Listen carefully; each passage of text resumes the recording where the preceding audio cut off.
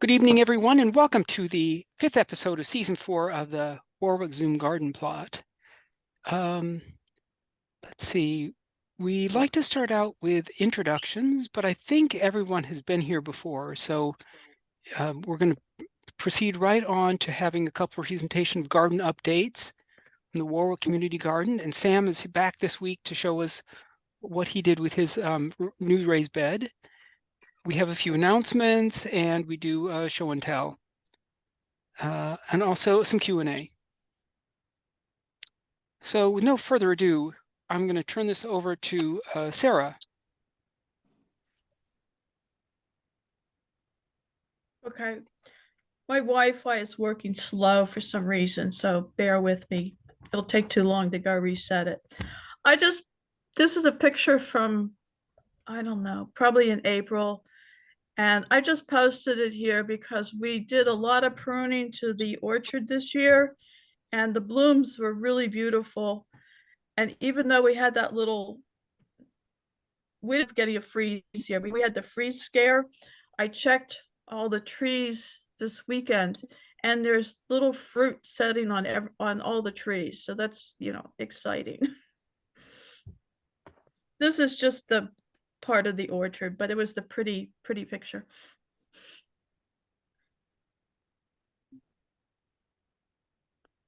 Sarah, are you seeing we're on to the next slide? Yeah, it's loading slow, but I know it's here. So we started planting tomatoes this weekend, so I'd just go through a little how I plant tomatoes. Everyone has a different technique, but what we do is on the left-hand side, the first thing is your tomato plants. Some of them get very tall, some of them are short and bushy, but all those extra branches I cut off and leave only the top part of the tomato plant. And if any of you are new to planting tomatoes, I don't know, Sam, are you up on planting tomatoes? I haven't planted anything yet, so Okay. So tomatoes are very large plants. And depending especially on the size, this weekend we planted beefsteak or the large tomatoes. And a tomato is very unique because along that stem, there's little white hairs, and those will actually develop roots. So the idea is to plant your tomatoes deep, or I don't have a picture here. If they're very tall, you can plant them sideways, and then you kind of bend the tops up. And what happens is it develops a very good root structure, which is important. You look at the size of the plant that grows. It also gets more nutrients. So you want to prune your tomatoes up to the very top before you plant them. Later in the season, there's more tomato pruning. Then everyone has a different mixture to go into the tomato hole. Those are the great, secrets of gardening. This year I put in two coffee cans of composted manure, which I just purchased because getting it delivered turned out to be kind of a pain in the neck, and you could buy bags of it for what we needed. And then I have in there eggshells, which I have now read don't really do anything, but they make us feel good. And I eat a lot of eggs and save them all winter. So there's crushed eggshells in there. And then I put tomato fertilizer. I use Tomato Tone, which is, I wrote it down here, I think it's a 3-4-6 fertilizer. Put about 2 tablespoons of that down in there. And then you cover the whole thing up, and somewhere there's a picture of the tomato when it's finished, and you'll see it's buried right up to the neck. And then we have the cages, which these are really good cages for growing tomatoes. Then the next thing will be, we'll put straw around all the tomato plants. So that's tomato planting 101. And this year I counted up, we have so far 1, 2, 3, 4, 5, 6,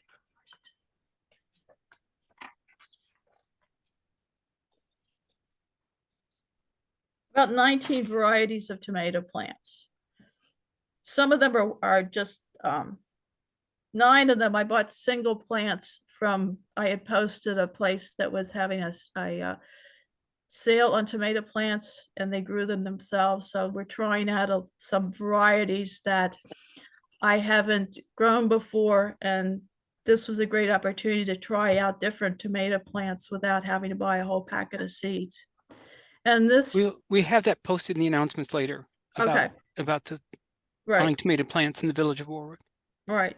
So this slide, you'll see on the left-hand side, you'll see the tomato plant after it's successfully planted, and you'll see how the stem has vanished. That's what you want. You do not want a long stem above ground, but do not use this technique on other plants. It won't work.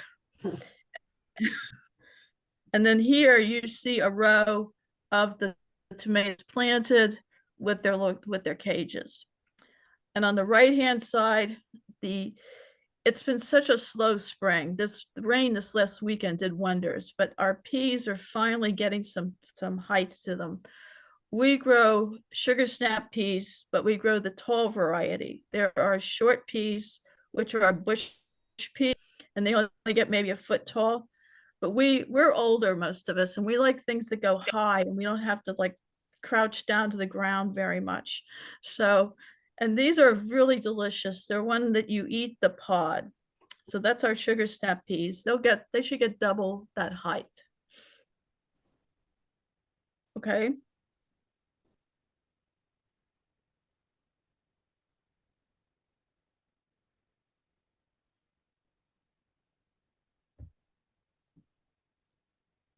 Are you seeing the next slide? Nope. It looks like you've got a couple beds here, and I'm going to just point out for people until Sarah gets back and can see what's going on. They have these drainage. The black pipes are irrigation, so they pipe water in through that instead of having to spray it on, which is it's a big help. It's kind of not fully arranged here. Are you back? Are you? It hasn't been placed. It hasn't been actually put in place yet. It's just sort of around. So I can see this now on the left-hand side. It started as an herb garden, but now it's really a pollinator garden. And this spring, we actually got it weeded out. A couple weeks ago, you could see the mulch, and now the plants are, huge, and they're starting to bloom. If anyone needs any, we have lots of varieties of mint, oregano. If anyone wants any, let me know. I'll dig some out and put it outside the fence. There's catmint in there, which does not spread, valerian, and then I have other comfreys in there. It's a really good bed that attracts a lot of bees to the garden.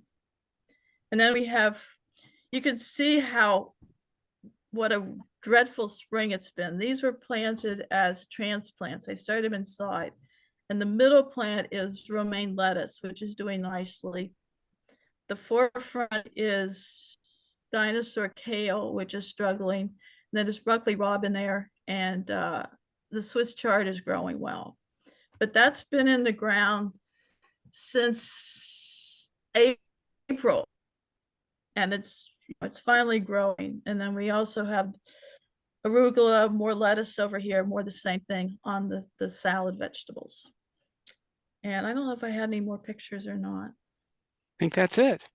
Okay, so the garden's coming along. As we all know, it's been a tough spring. So I'm going to start putting in more warm weather crops. It's still in the 50s at night. So there's going to be more planting done this coming weekend, but I'm not sure about starting the cucumbers, beans, squash. The ground's really a little too cool in the evening to get those germinating quickly. So we'll see how the temperature looks. We're supposed to get in the 37 or 38 on Thursday. So it's gonna. I held off on my tomatoes because it's still. I haven't planted them yet because it's still. And who knows if it drops where our garden is. We tend to be on the cooler side, a couple degrees cooler, and I think a couple of people lost all their tomatoes because we had a freeze. When you guys didn't have it, we got it up by us, and everyone. No, I looked at the map, and I know you're a bit further north than we are. Yeah, we're borderline 5B. So yeah. So, and then out in the orchard, we're putting in a flower pollinator garden out there.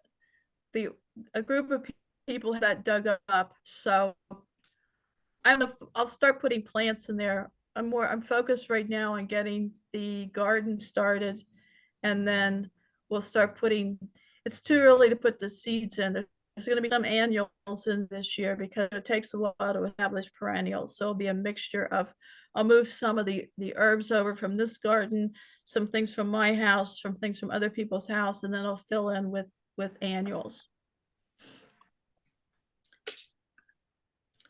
So that's what's happening in our garden. Well, thank you, Sarah. You're welcome. Let's move. Will you please pronounce your last name for us and forgive us if we don't remember it next time? Araujo. Araujo. Araujo. The And- J is like a H sound. So. Okay, okay. And I put yours into sort of a special, I'm going to just go through it quickly, but so they sort of fade in and out, but we're going to back up and go through it slowly with you. So just remind us, you started out with a big bed. Right, yeah. So this configuration is like a little over 5 feet by 2 feet 30 inches high. It's gonna cost way too much to fill that entire bed. So like I mentioned before, I was gonna do the Hugo culture. So you can see here at the very bottom, I added a couple layers of cardboard, and then I laid in some logs that I found around here where I live. It was free, so Those look kind of cedarish to me. Do you know what kind of wood that is? Does anyone else know? you know, I asked about that. They told me it's not cedar, so I was like, okay, I'll just go with it then. Okay. But Does anyone else have an opinion on what that might be?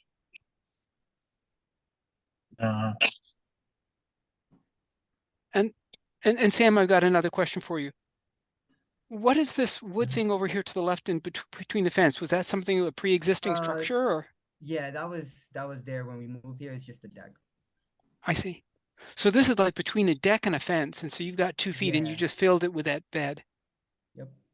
Right Wow. beneath the bed is the native soil, so it's not like concrete or anything. There's soil underneath that. Okay. And next phase. Yep. Then I added some branches, twigs. Also so where the bed lies right now, it was about 4 or 5 inches of mulch that was already decomposing there. So when I scooped that out from there, I just put it back in to fill the crevices between the logs and the branches and everything here. Then I layered that with a bunch of fall leaves that I found around the area as well. And then after that, I had some spare old garden soil there in my shed. So I just laid that right on top, right before I put in the custom mix that I made, which should be next. Right. So I did a ton of research, got a lot of recommendations. So it's my own custom mix. I just took a bunch of stuff that I saw and just kind of put together something that I thought would do well for a good starting mix. Can you walk us through what all these things are? You've got, Yeah. I see. So as you can see, I went with peat moss instead of cocoa. It was free, so that's what I went with. I also, you can see there, right in front of it is a mineral mix that someone recommended to me. That mix has oyster shell flour to help buffer the acidity from the peat moss. It has gypsum powder, and what was the other thing? And it has basalt for the rock dust. Nice. To the left of that, thank you. To the left of that, it's some compost I bought. I really couldn't find nothing locally, so I went online and tried to get something as clean, organic, all that as possible.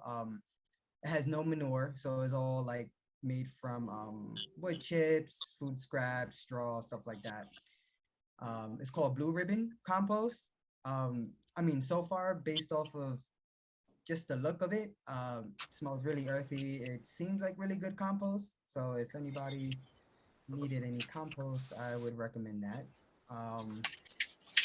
To the left of that, I have 2 extra bags of compost. Yeah, right there where your cursor is. That's also made from just wood chips, I believe. Kind of it came with sand as well. I guess they added sand because it was a little sandy, but it had a really nice texture to it. Then I added rice hulls for aeration. I have 2 parts of the aeration, so I added rice hulls, and then to the left of that is bags of black lava rock, and they're different sizes. So I got 3/8 inches of lava rock, 1/4 inch, and a bag that's anywhere from like a 1/2 inch to like 2 inches in size. And those 2 brown there, that is one of the bags is biochar. I heard that's really good for water retention and adds a lot of carbon to the soil. The biochar I got is pre-charged with amino acids to help prevent it stealing nitrogen from the soil as well. And then the other one, which was that again? Which is that? Is that, it looks to me like it's a kitchen sink that you're throwing in there. Yeah, pretty raw with the mix, but I think it's gonna do well based off my research and the recommendations that I got. Oh, that was the nutrient mix. The other. Okay. So yeah, this is right here, just me putting the mix together. You can see my son's legs over there. He was helping me. It was a lot of work. It was a total about 12 cubic feet of soil. So the mix took a while. It took me about 2 hours to do, 2-3 hours. So and then right there, that's the final mix right there. I did not intentionally make that circular. It just so happened I was pulling up the tarp to get everything in the middle, and it came out around that way. That seems an auspicious sign or something. Mhm. And it's pretty too. Yeah. It looks really good. Yeah. Oh, that looks really Yep, good. and up close shot of the soil has a really nice texture. Loamy, I guess that's you would describe it.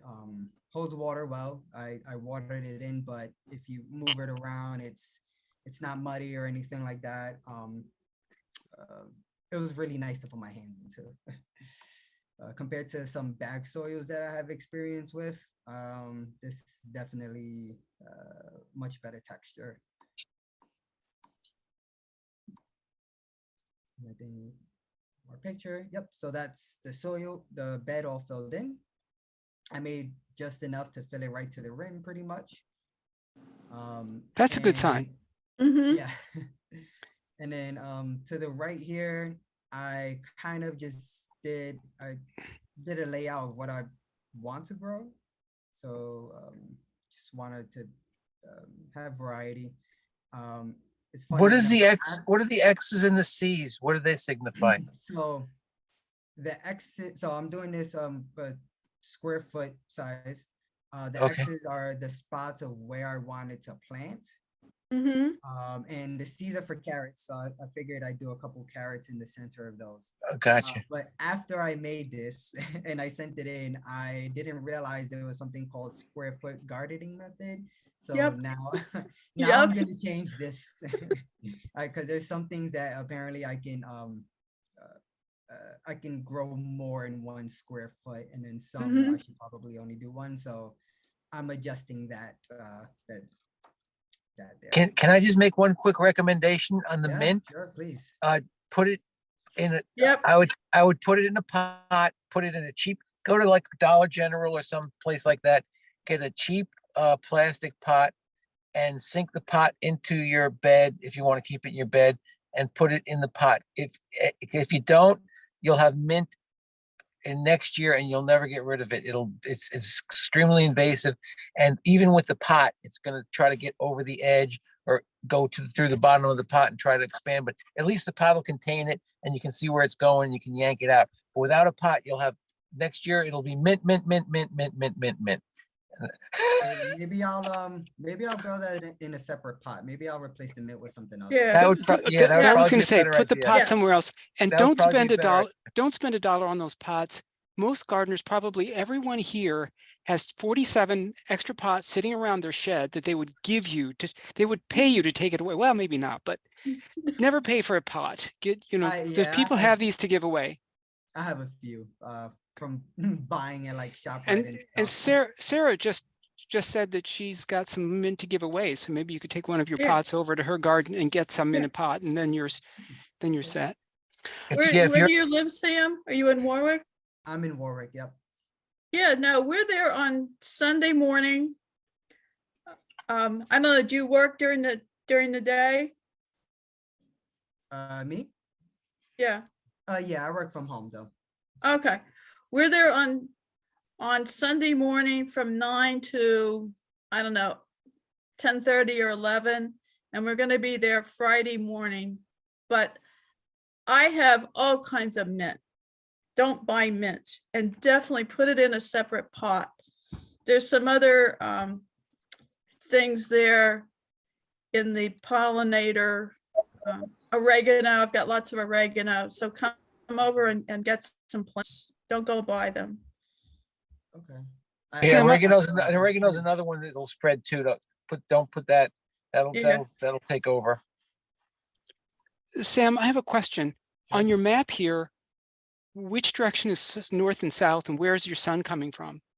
So the sun, all right, so where the fence is, that's west. So the sun is coming from where the other side. In that spot, I mean, as of right now, I get about a good 5 hours of full sun there. Between 9:30 up to about 2:30-ish. After that, it's in the shade, blocked by like the trees and all that. That's on the other side of the fence. The one thing I want to say, and probably among the gardeners here, I'm the middle schooler among everybody. Everyone else is like doing advanced degrees, right? And I'm kind of back in middle school. But the one thing when I look at your plan, the one thing I thought was, it looks like you're not thinking three-dimensional. That if you could go in there with some sort of trellis growing up, you would have a ton of pole beans growing on that, or cucumbers, or Mhm, tomatoes. mhm. And especially since you have that fence behind it. And I actually have some extra wire fencing that you could come over and get. I've got extra. You could stop over and get some from me. And so sort of, I'm going to go back to the cursor over here, sort of put it in the back edge and somehow attached up against the fence. And that thing would be covered with food. Yeah, And that it would should be easy. it would be, it would just be, or the other thing you could do, I don't know what's over to the sides, but do something like off the end that went all the way down to the ground. And like those pole beans would just grow all the way down, or the right tomato vines would too. And then the volume of food would just expand. Okay. So I should replace the mint with something like beans, whole beans then? Well, let's see, what else do we have here that people think could grow up a trellis that might be suitable for this Well, situation? Sam, right, I think Michael's saying try to use the vertical, space, Yeah. whatever you like, beans or cucumbers. Beans, I cucumbers, like tomatoes, everything, so, Tomatoes. You don't like bitter melon. cucumbers, you said? Said I like everything, so it doesn't really. Yeah, that's right. So that back area along the fence, Mm. try to use the fencing to, grow up. That way it'll take very little room of the planter and you could still grow stuff going up. And So Sam, just so you know, you need to see, where your sun is coming from. And then the idea in a square foot garden is the place where you get the most sun. You put the way the sun's pointing, you put your tallest plants on some kind of trellis. And then you put the shorter plants in front so that they're not shaded. There are other things here that actually, you'll be able to rotate crops. There's some things like spinach does not grow all summer. When it gets hot, you can put something else in. So we can like go through that as time goes on. So this is good to start with. But I would put the carrots in one spot. Carrots take a long time to grow. So your spinach may be done and you'll still have a carrot plant in the middle. Oh yeah, There's a so lot of- this isn't the final. I was already changing the layout. Yeah, I was right. gonna do like carrots in one area. and I Yeah, saw you yeah. can do, I think up to 16 per square foot. Mm-hmm. So I was gonna try that. I appreciate the feedback, really. Also, Sam, get out a piece of paper or a notepad and a pen, or whatever you want to do, and make notes, and make notes of what you grew, what did well, together, so that you're not like trying to remember how it went next year. You might have a crop that goes really well, or doesn't do what you expected, or got a little bigger than you thought, or a little didn't, whatever. And that way you have notes. You can say, oh yeah, last year, the kale didn't grow well, or did whatever. So you can refer back to it. So you expand your knowledge every year. So it's not like you're starting from scratch and trying to remember what you did. So because it helps, because as you garden, the more years you garden, the more knowledge you acquire from your gardening experience. And if you have a handy notebook or something to write it down, you can always refer back to it instead of trying to memorize it, making the same mistake My book twice. Right here. Yes, perfect. Yeah. Yeah. I take pictures, but it's the same idea. Just, take pictures, they make notes. So, you have something to fall back on from your I agree with experience. that wholeheartedly. I have my gardening journal that I come back to annually because I don't remember half the stuff Yep. year after year. And I have an unstable internet connection, but I will say from that sketch that you have there, and like how, just to piggyback on what Sarah was saying too, certain things that you have in there, you're not going to be able to use all summer. So if you have the ability to use like just a side pot, fabric pot, if I were you, I wouldn't dare put mint in that, because the mint is just going to get aggressive and look to spread. Things like the romaine lettuce, things that like you cut, like romaines or broccoli or things like that. Once you harvest it, you're not really getting anything else from it. So now you have like this dead space that's not going to be used unless you're rotational kind of cropping. And carrots, I did see in the beginning, you had such a beautiful like horticulture mound happening in there. Carrots tend to be really lazy, but if you have really gorgeous soil that it looks like you have there, try like a perimeter, go really thin kind of around. I bet you like they'll just go straight down, and you could just leave them there until later on and they'll be beautiful. That's it. Thank you. And you can also fall crop too. So if you pull something out, like if you pull your lettuce out, you can maybe replace it with broccoli in August and get a fall crop. Right, like it's already kind of late probably for spinach. Like if you Yeah. put that in now, that'll, like the first hot warm day, it'll bolt. And Yeah, like you're you right. won't get any spinach. I will Lettuce say- is even kind of tight. I Yeah, don't you're have right. any seedlings at the moment. Or I have seeds. So I was planning on direct sowing, but now I don't know if I should. You can lettuce in the warmer soil will sprout really quickly. Do you like arugula? Yeah, there's nothing that I don't like. So Okay, arugula is the easiest thing to grow. okay. And you can plant it in succession all summer. It will sprout at any time. And I happen to love arugula, and the first time I found out how easy it was to grow, I was shocked that it's like $8 a pound. So you get a lot of bang for your buck with arugula. Oh yeah, I love it. And I have even those seeds. I might have to get those. I find even if it bolts, it's still tasty for some reason. Yeah, just cut it back and it regrows. Yeah. Yeah. Yeah, That's so the other think thing. of that, Sam. Think of right. Michael had a good point using this growing up space.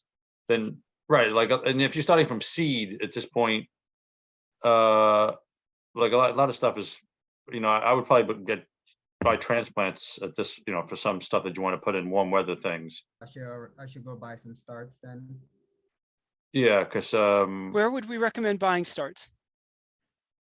Well, there's a ton, Warwick has many places. You have Right.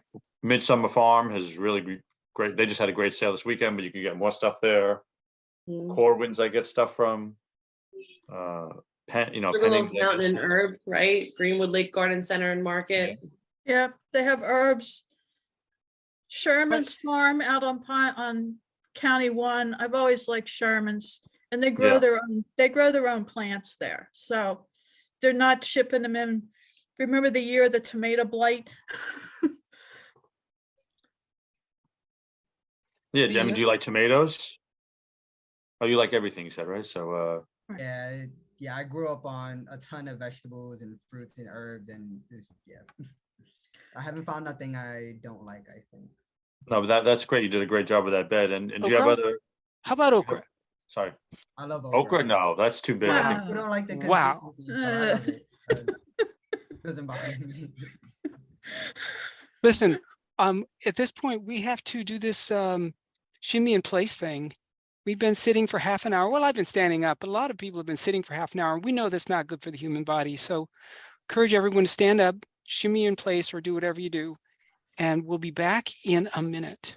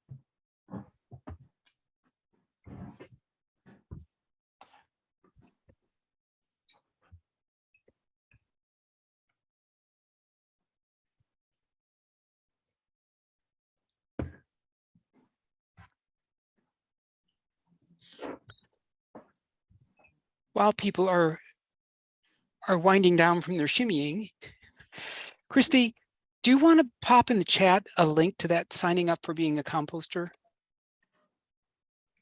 You're on mute, but we understand what you said. Yes. And you also are coming off laryngitis, so. Correct. It was just sucking on a Epicol or whatever it was because I was having a coughing fit there. All right, I'll get it for you in just a sec. So I think everyone's heard, but I want to just say it. I hope I'm saying this to someone who hasn't heard it before. At this farmers market, their Sustainable Warwick is taking compost from people, and the program is really expanding. Like at the end of last summer, they were getting 25 to 35 gallon buckets of compost, and this year they're doing something different. They've got a huge containers provided by the village that will lock shut at night, and the village will be schlepping it over to the farm that actually does the composting. But we need volunteers to sit at the composting desk at the farmers market on weekends. And momentarily, Christy will be popping into the chat a link to a Google form where you could potentially be signing up to spend an exciting Sunday morning or afternoon at the farmers market, chatting with neighbors and getting to know other people from Sustainable Warwick. Yes, there you go. Michael, that was the best infomercial I've heard in a long time. You could be the one. And you could be the one who's calling Senator Skoufis. Yes. If we didn't call last week, please call this time. They're still debating the Birds and Bees Protection Act, S1856. All you have to do is call that number. You can even just leave a voicemail and say, I'm in favor, I'm a constituent, I'm in favor of that. It has to do with the neonicotinoids. quickly, our that's the Sustainable World Book Club. You might look at that SW Book Club and think, oh, that's the Sustainable Warwick Book Club. No, it's actually called the Sustainable World Book Club. And this is the book we're reading, Fen, Bog, and Swamp. And like it talks about peatlands and where peat comes from. And this author happens to be against actually using peat moss. I use some. But after reading the book, I might give that up. And it reminds me, back in the day, we read the book Pride in Produce about the Black Dirt region, which talked about, well, actually back in the day, it was a swamp that was drained because some East Europeans recognized that the Shermans we were mentioning the Sherman farm, they've been here for 5 generations. The early farms from Eastern Europe recognized that if they were to drain that swamp, they would have a beautiful soil to plant in. So at all events. So Sarah, do you want to tell us about these free plants that are available, or not free, sorry, 2 for $5 donation, but go ahead, Sarah, and you're on mute. So a lady in Warwick runs a small nonprofit called Small Things, and she started it during COVID. Their mission is to give funds to other small nonprofits, and most of it has to do with food insecurity. And then there's also one fire department. They support some. I guess her husband might be a fireman. But anyway, her husband starts 17 varieties of tomatoes each and every spring from their own compost, and their seeds are from mostly Baker and Hudson Valley seed. So, you know, they're good stock. And she has these out on her front porch. She posted it on a Warwick website, and I went over there and got some. And I told her I would mention this on our group today, because by midweek, whatever's left is going to the Pine Island summer camp program. But there's really unique varieties of tomato plants that you probably, I mean, you've heard of, some of them you've heard of, but there's some that you're not going to find locally, most likely. And I thought it was a great opportunity to try some new plants. I like to try new tomato plants every year, which means I buy a packet of seeds and I grow at least 6 plants, and then I don't have room for 6 plants. So I picked up onesies of a lot of these. There is one thing on here I will tell you. I think I got one of them. It's called a yellow currant tomato, and they're teeny tiny. They're like the size of your tip of your finger, apparently, but very prolific. So if you want to try something different, go over. It's 5 Linden Street in the village of Warwick. Her name's Tracy. So go over there and, you know, pick up some plants if it's something that interests you. Very good. And moving right along, I didn't hear back from Toby. I asked about this, but they had this last weekend, had this big plant sale, and it's to benefit, all proceeds benefit Orange Environment. And they have a Hudson Valley Pollinators Project. Apparently, they have native plants that will still be blooming this year for sale. And it's over at the winery, and they'll be there Monday through Friday. I don't know the hours. There's a phone number there, 845-258-4858. Yeah, I didn't realize they were actually selling plants. I thought it was a music thing. Yep, So that but there's- they're native plants. I'm not sure that they're edibles. So No, that's okay, because we're putting in another a pollinator garden. So the plants are available at the winery now? Yes, Monday through Friday, they said. Yeah, it Okay. says you have it says Friday through Monday. So does that mean just the weekend? You know, oh gosh, I'll call them. that's so interesting. You know, I copied and pasted from the email. So that's what the guy said. Okay. I'm pretty sure I copied and pasted without mixing that up. Mm, Okay, yeah, so to Well, let's- call is a good idea. let's go on to the next thing. Maybe we'll find out a real answer to that. And if we get a list, we'll send that out to people who are here tonight. Okay, question and answer. Oh, this was something that Sam asked via email. Is it better to, and there's a couple more questions after these two, so I hope we can make progress on these two. Is it better to mulch with straw after direct sowing or waiting until seedlings have sprouted? After. Yeah, well, what are you growing with the direct sowing? That it all depends on what you're trying to do with the direct sowing. Are you, Well, it was basically what we went through in my drawing. oh, okay, I was gonna okay, direct sow all of those basically, but okay. I directed Because any- the reason I'm asking is because I do a lot of direct sowing in beds, but I do cover crops and I do flowers. And when I do that, I sow extremely heavily and I don't thin.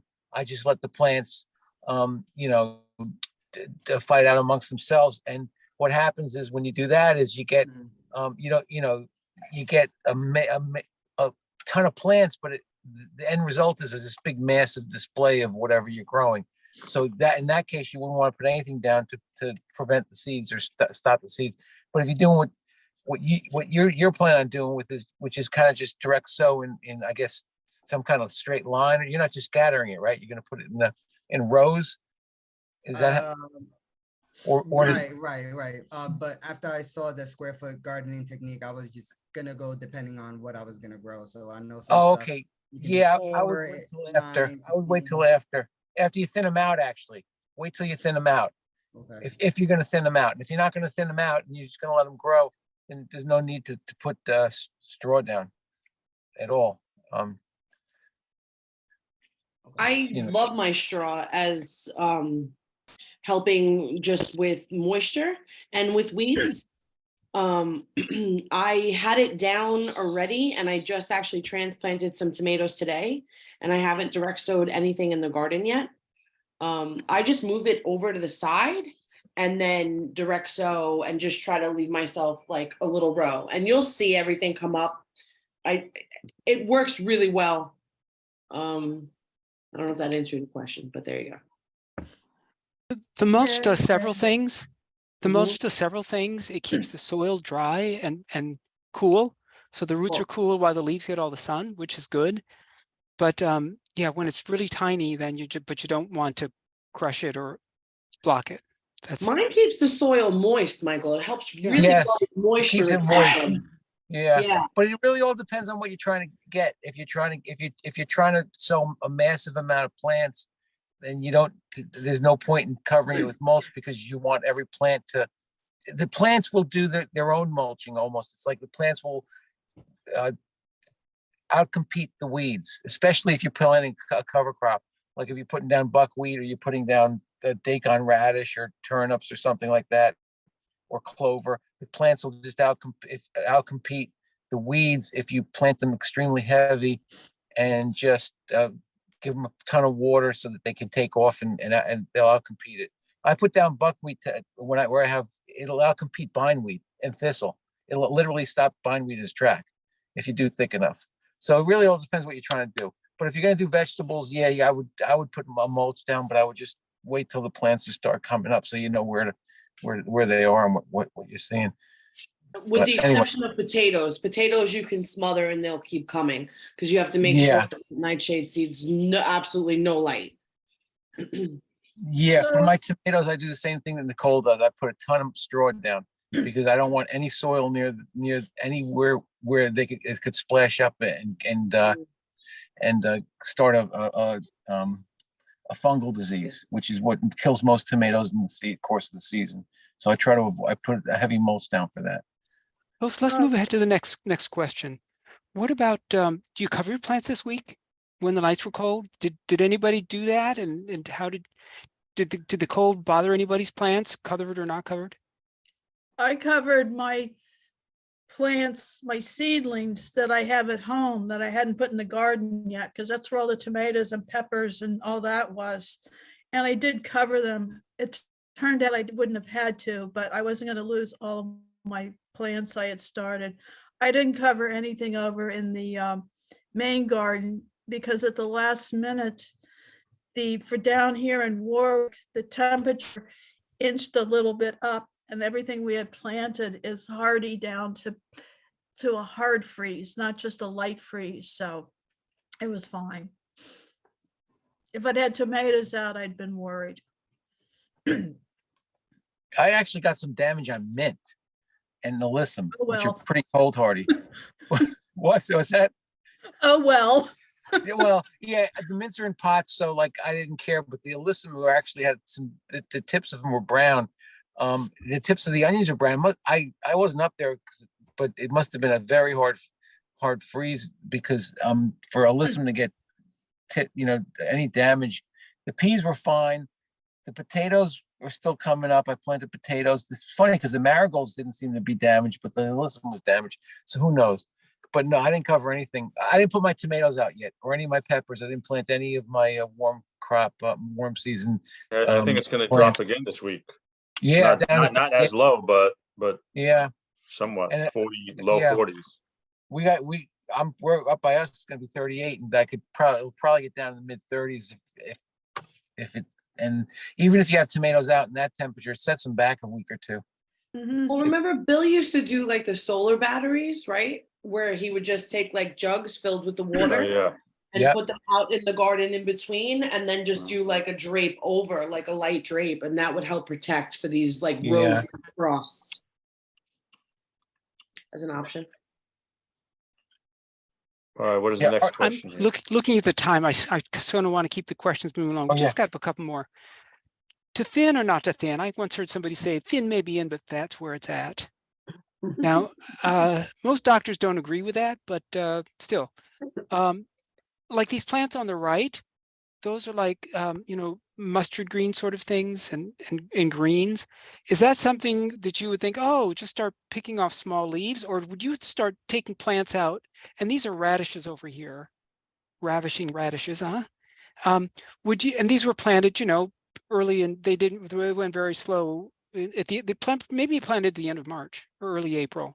And they went very slow for a while, but now they're sort of kicking off, especially once they got to the size where I could put the leaf mulch in between, they really seem to start popping up. And then with the sun and the rain, they're doing even better.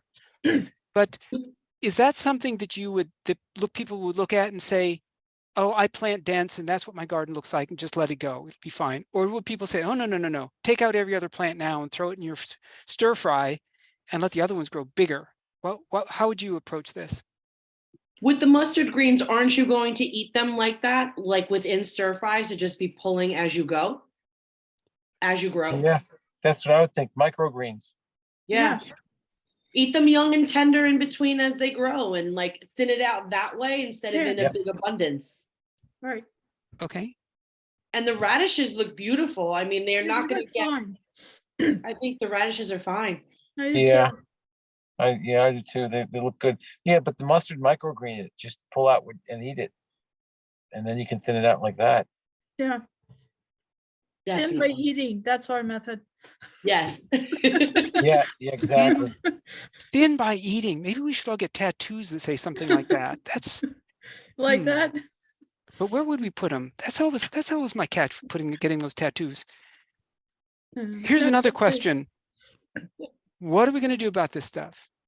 This was brought up at the Sustainable Warwick meeting.